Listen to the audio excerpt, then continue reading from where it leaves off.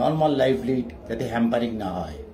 ওনাদের আমি কিন্তু ভাত ইন্ডিভিজুয়ালাইজড মেডিকেল নিউট্রিশন থেরাপির প্রোটোকল অনুযায়ী ওনাদের কিন্তু আমি ভাত অ্যালাউ করি। অবশ্য প্রেফারেবলি ব্রাউন রাইস এবং মাল্টিগ্রেন আটা রুটি যার গ্লাইসেমিক ইন্ডেক্স কম। এবং আপনারা যারা ডায়াবেটিক পেশেন্ট তারা চাইবেন নেটেও গিয়ে সার্চ করে নিতে পারেন যে গ্লাইসেমিক ইন্ডেক্স যেখানে মোটামুটি 50-55 এই ধরনের যেটা আসছে সেগুলো একটু খাওয়ার চেষ্টা করুন। আর ভাতের ক্ষেত্রে গ্লাইসেমিক ইন্ডেক্সটা একটু বেশি, তাহলে কি diabetic patient normal life lead করবে না? এটা হতেই তো পারে না।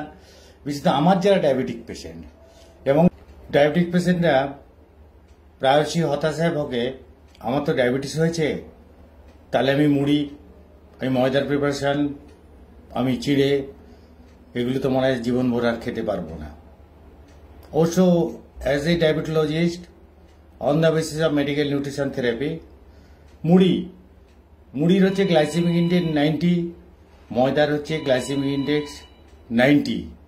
অতএব প্রেফারেবলি ইউ শুড অ্যাভয়েড মুড়ি, ময়দা।